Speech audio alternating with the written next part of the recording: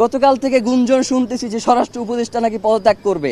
ফাইজলামি করেন মিয়া, বুইরা ভাম কোথার জানো ফাইজলামি করতে আসেন, মানে সারাক্ষণ খালি ভেটকাইতেছেন। আপনাকে কি পদত্যাগ মানে হচ্ছে আপনি কোনো কিছু পারতেছেন না, আস্তে কইরা চুপচাপ চলে যাবেন, এই জন্য কি আপনার স্বরাষ্ট্র উপদেষ্টা বানানো হয়েছে? ওই জায়গা দিয়ে আপনি লড়তে পারবেন না। আপনার পুরো এই ঘটনার সাথে কারা কারা জড়িত এইটা নিশ্চিত কইরা আপনি এইখান থেকে যাইবেন, এর আগে আপনি কোনো জায়গায় যাইতে পারবেন না।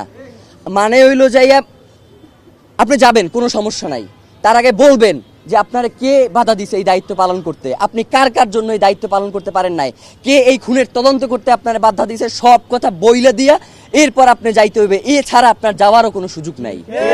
এবং ডক্টর ইউনূসকেও আমরা বলতে চাই যে বাংলাদেশের জনগণ আপনাকে প্রধান উপদেষ্টা বানাইছে এই জনগণের স্বাধীনতা সার্বভৌমত্বকে টিকিয়ে রাখার জন্য। জানাজার মাঠে আপনি বলেছেন যে আপনি শরীফ ওসমান হাদিকে ধারণ করেন, কিন্তু একবারের জন্য আপনি জানাজার ময়দানে বলেন নাই যে খুনের বিচারের ব্যাপারে আপনি কি করবেন। মানে এই যে এত বড় একটা হত্যাকাণ্ড হইল, এর বিচারের জন্য আপনি কি কি পদক্ষেপ নেবেন সেইটা আপনার মুখ থেকে আমরা শুনতে পারি নাই। মানে আপনার যে অসহায়ত্ব সেইটা আমরা দেখতে পাইছি, আপনি আসলে কিসের কারণে অসহায় সেইটা আমরা জানতে চাই। আপনাকে কে অসহায় করে তুললো এইটা আমাদের কাছে আপনার জানাইতে হবে। মানে এইটা না জানাইয়া তড়িঘড়ি করে নির্বাচন দিয়ে এরপর আপনি চলে যাবেন, এইটা হবে না। নির্বাচনের আগে বিচার নিশ্চিত করতে হবে, এরপর নির্বাচনের আগে কোনো নির্বাচন হবে না। মানে বাংলাদেশের জনগণ শুধুমাত্র ওই সবসময় স্থিতিশীলতা রক্ষার জন্য রক্ত দিয়ে যাবে, এই ভুংসুম শেষ, এইগুলো আর চলবে না। এখন থেকে রক্ত দিব না।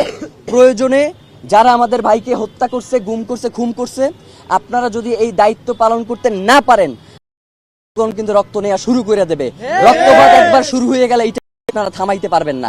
সুতরাং আপনাদেরকে হুঁশিয়ারি করে বলতে চাই যে অতি দ্রুত ওসমান হাদির খুনের সাথে যারা জড়িত তাদেরকে দ্রুত গ্রেফতার করেন। আপনারা যদি সুস্পষ্টভাবে আমাদেরকে বলেন যে খুনি ভারতে পলায়ে গেছে, তাইলে কি করতে হবে? তাইলে যেইটা করতে হবে সেটা হচ্ছে বাংলাদেশে একটা বন্দি বিনিময় চুক্তি আছে, আপনারা জানেন না? এই যে উলফা নেতাদেরকে যে বন্দি বিনিময় চুক্তির মাধ্যমে ভারতে পাঠানো হয়েছে, আপনারা দেখেন নাই? উলফা নেতারা খালি বাংলাদেশ থেকে ভারতে পাঠানো যায়, ভারত থেকে দিল্লির ওই কুত্তা শেখ হাসিনারে বাংলাদেশে আনা যায় না। মানে হইলো যাইয়া বাংলাদেশ থেকে খালি আমরা সবাই খালি সহযোগিতা করবো আর পাঠাবো, কিন্তু ওই দেশে খালি সন্ত্রাসীদের অভয়ারণ্য হবে, ওই দেশ থেকে কাউরে পাঠানো হবে, এই ধরনের ফাইজলামি মার্কা বন্দি বিনিময় চুক্তি আমাদের দরকার নাই। আপনারা অতি দ্রুত ওসমান হাদিকে যারা খুন করেছে তাদেরকে দেশে থাকলে গ্রেফতার করেন, আর দেশে যদি না থাকে তাহলে তাদেরকে বিদেশে যেখানেই থাকুক সেইখান থেকে আনবার ব্যবস্থা করেন। এর বাইরে আমরা আসলে আর কিছু জানি না। আপনারা যে কি করবেন সেটা আমাদের বোঝা হয়ে গেছে। আপনাদেরকে আমরা ইনকিলাব মঞ্চের পক্ষ থেকে জানাইতে চাই যে অতি দ্রুত একটা দ্রুত বিচারিক ট্রাইব্যুনাল আপনাদের গঠন করতে হবে, যেখানে এই ঘটনার সাথে যারা জড়িত তাদেরকে অতি দ্রুত বাংলাদেশের বিভিন্ন গোয়েন্দা সংস্থার যে সর্বোচ্চ যারা ইন্টেলিজেন্স আছে তাদেরকে এর সাথে যুক্ত একটা দ্রুত বিচারিক ট্রাইব্যুনাল গঠন করেন।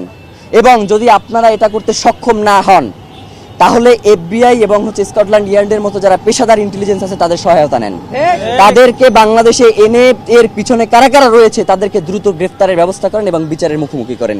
কোনো হাঙ্কি পাঙ্কি আমরা শুনতে চাই না।